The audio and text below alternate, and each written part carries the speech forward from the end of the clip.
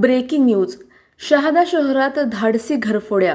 तापी रेसिडेन्सीत एका रात्रीत सलग 3 घरांवर डल्ला. शहादा शहरातील शिरूर चौफुली परिसरातील तापी रेसिडेन्सी येथे अज्ञात चोरट्यांनी एका रात्रीत सलग 3 घरांमध्ये घरफोडी करत लाखो रुपयांचे सोन्या चांदीचे दागिने व इतर मौल्यवान ऐवज लंपास केल्याची धक्कादायक घटना उघडकीस आली आहे.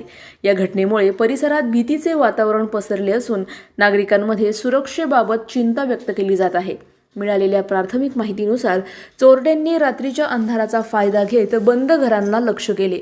सकाळी घरमालकांना चोरीची घटना लक्षात येताच परिसरात एकच खळबळ उडाली.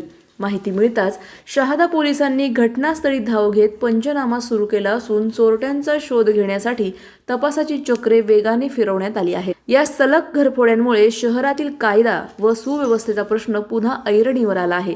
नागरिकांनी रात्रीच्या गस्तीत वाढ करावी तसेच चोरट्यांचा तातडीने शोध घेऊन कठोर कारवाई करावी अशी मागणी केली आहे.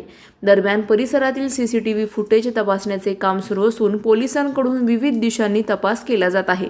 या धाडसी चोरीच्या घटनेमुळे पोलिसांसमोर चोरट्यांना जेरबंद करण्याचे मोठे आव्हान निर्माण झाले आहे. सलाउद्दीन लोहार, नंदुरबार, न्यूज 24. आज शिरूर चौफुली तापी रेसिडेन्सी या ठिकाणी माझा घर आहे, काकांचा घर नंबर 86. चोरट्यांनी रात्री 2:30 ते 3 वाजता संधी साधून घरी कोणी नसताना सर्व लग्नात गेले होते घरचे लोक. तर रात्री त्यांनी घरफोडी केली. कमीत कमी 50 ते 60 ग्राम सोनं आणि 300-400 ग्राम चांदी आणि कमीत कमी 1 लाख रोकड घरातून त्यांनी पसार केले. माझ्या घराचे नुकसान केले. आणि या तापी रेसिडेन्सीमध्ये अजून 2 घर फोडले. कमीत कमी 7 चोर होते असे बाजूचे लोक त्यांनी आम्हाला सांगितले की मी बाहेर आला असताना इथून समोर 7 लोक पळाले म्हणे. आज आमच्या घरी एवढी मोठी चोरी झाली. प्रशासनाला मी विनंती करतो की आम्हाला लवकर न्याय द्यावा ही आपणास विनंती. कॉलनीत कायम चोऱ्या होत असतात. कॉलनीच्या लोकांनी वारंवार पोलिसांना तक्रार देऊनही आतापर्यंत चोरट्यांचा शोध लागला नाही.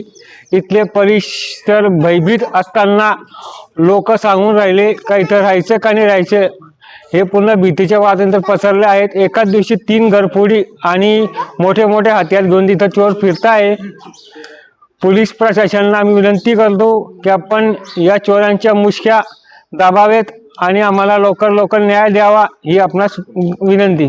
अशाच घडामोडींचा आढावा घेण्यासाठी आजच आपले YouTube चॅनलला सबस्क्राईब करा.